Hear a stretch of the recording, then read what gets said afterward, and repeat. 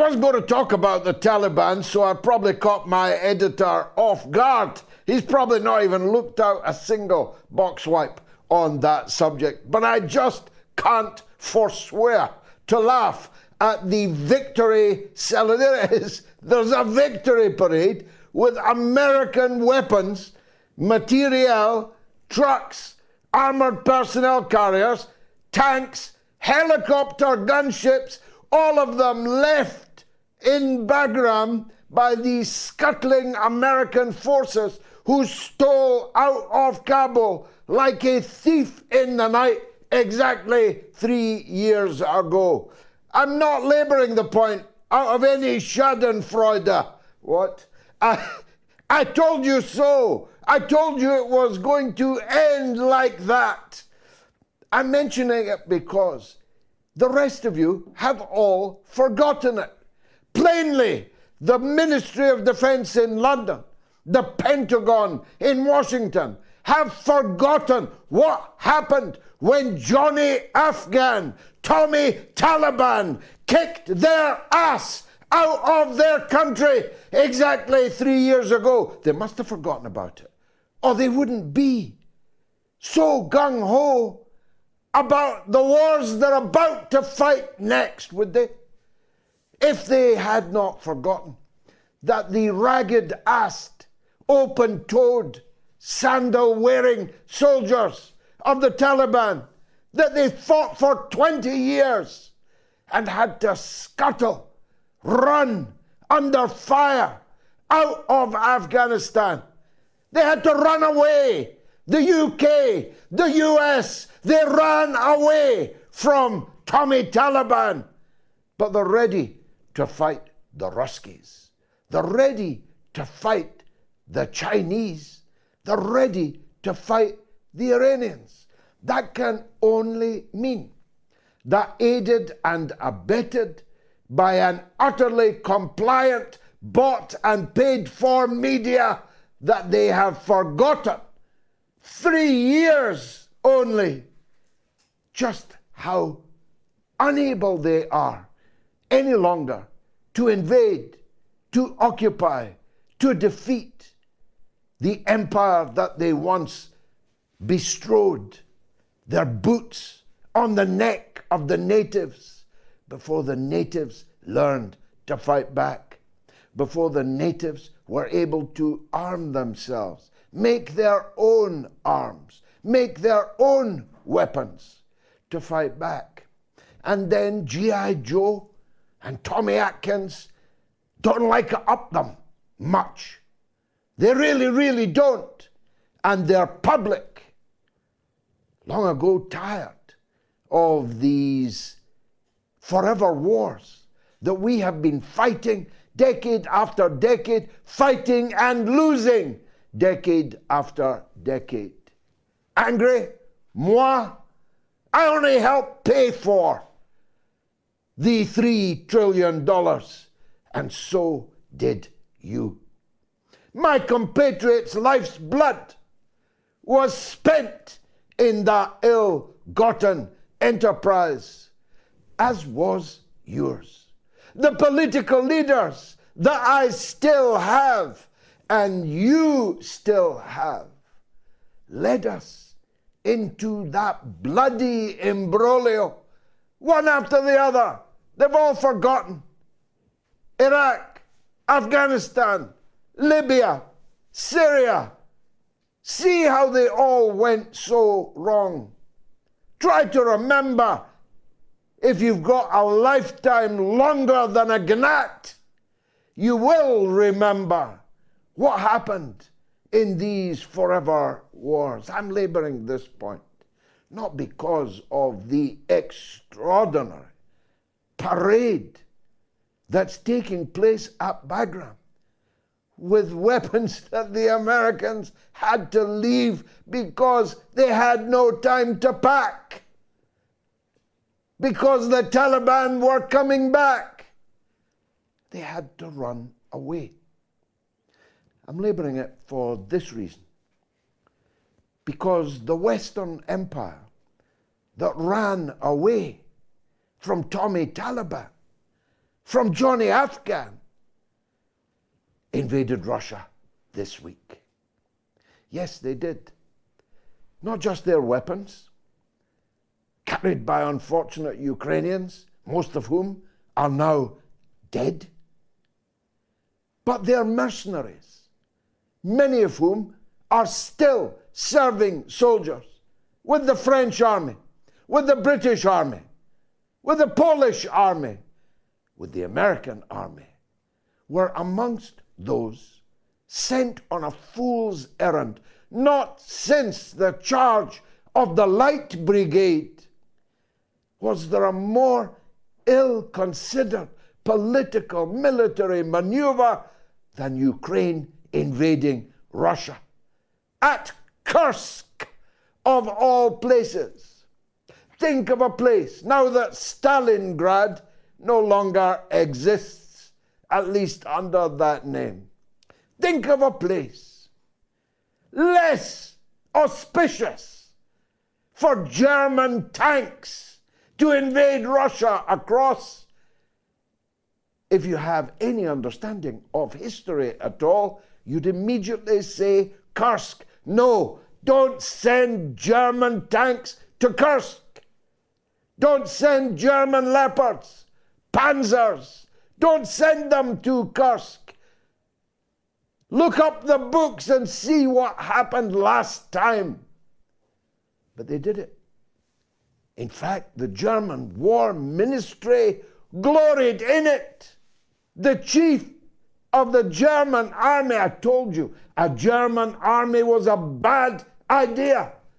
I told you a reunified Germany was a bad idea. The German War Ministry.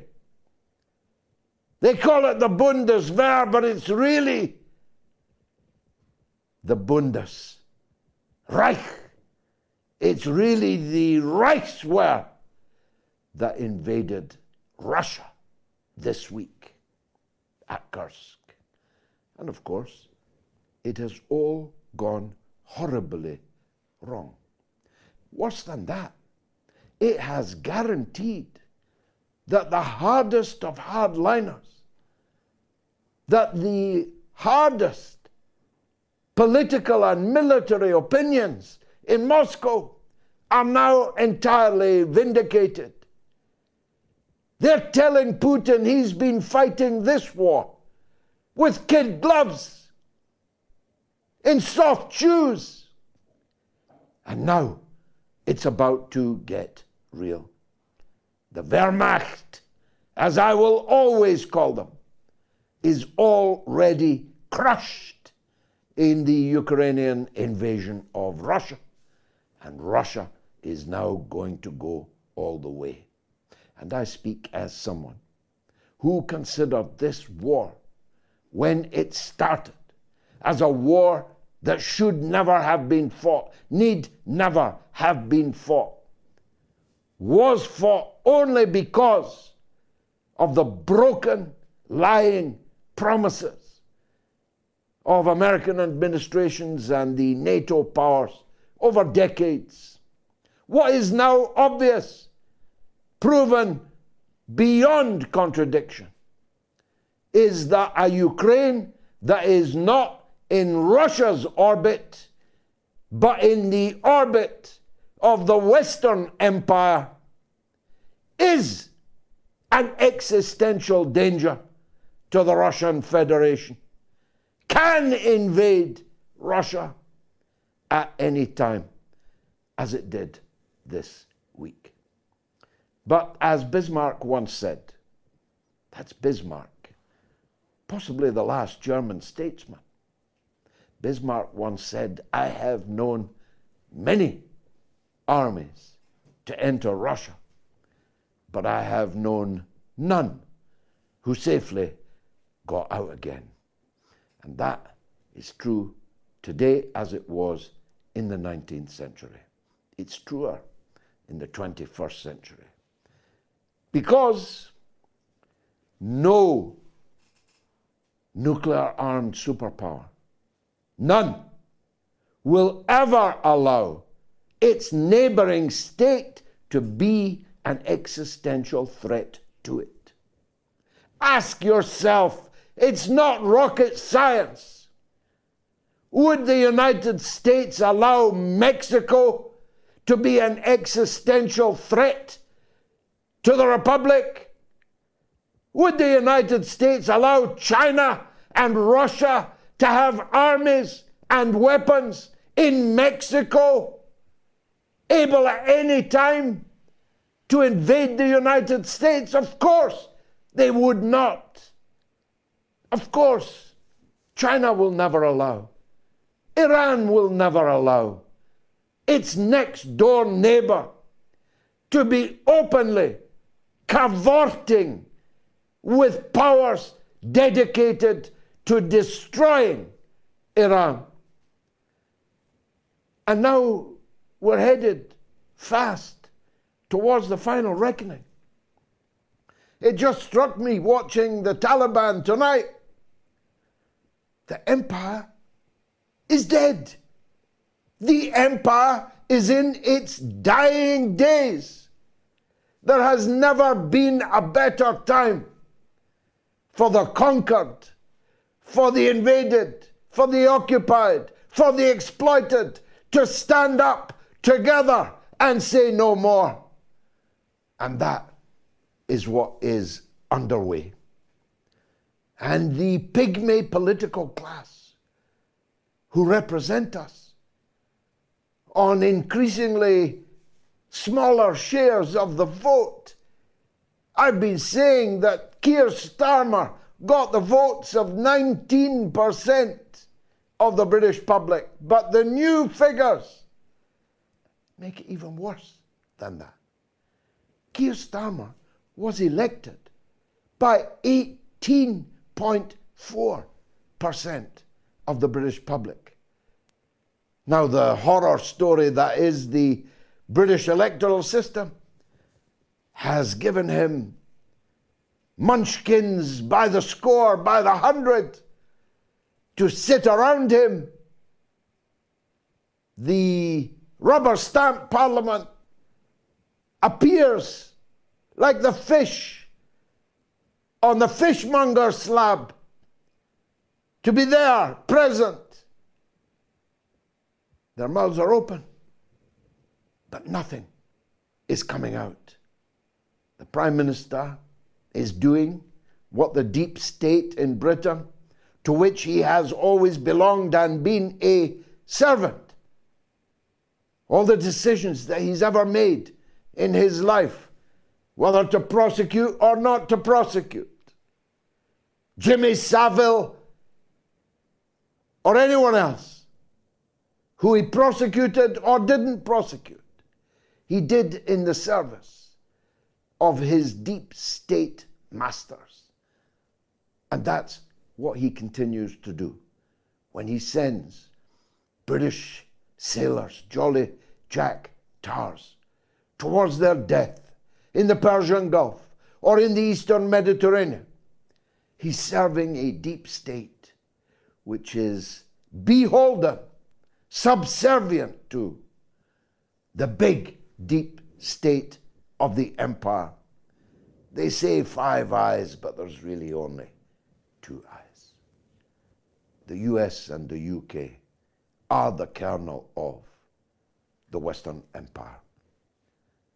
The French, the Italians, the Spanish, the Portuguese, they're all just jewelry on the main body of the Western Empire. And they're headed for a very considerable defeat. They're going to be defeated in a way even more humiliating now in Ukraine than they were 3 years ago today in Afghanistan, because the media now is so much more developed. Every person has a camera.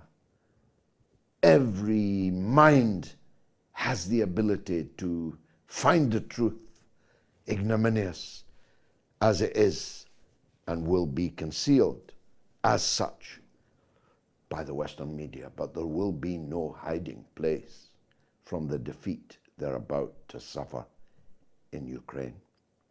As there is no hiding place for the Israeli apartheid settler state, which tonight or tomorrow night will face the music for the mass murder of so many children, innocent children, mass murder, murder most foul, slaughter of the innocents in the hundreds of thousands. The Palestinian women and children and men of Gaza, and now increasingly of the West Bank, have been bleeding effortlessly, and no one has given a damn about it. But they're about to wake up to the truth that not just in Afghanistan, not just in Ukraine, the empire and its attack dog Israel is about to suffer the most serious of reverses, one which threatens to bring the whole thing to an ignominious end. Personally, I have always hated empires. It's where I came in, as a matter of fact. I am the grandson of Irish immigrants, victims of the British Empire's first colony in the Emerald Isle of Ireland, the 4 green fields, one of which remains in bondage, but which will one day also be free. I have been fighting empire all of my now long life. In a couple of days, I will be 70. I will be 70 years old in a couple of days from now. And when I look back on this long, by the grace of God, long political life, I realize that I have spent it overwhelmingly fighting against empire. And I could make no complaint if God called me at any moment. And of course, I would willingly follow him. But if God's grace will allow me just a few more years, I feel sure I'm going to see the final defeat of the Western Empire. At least I pray that I will see it. You've come to the mother of all talk shows. We have guests tonight who can illuminate all the big stories that are unfolding in front of us right now. That's why we're called the mother of all talk shows.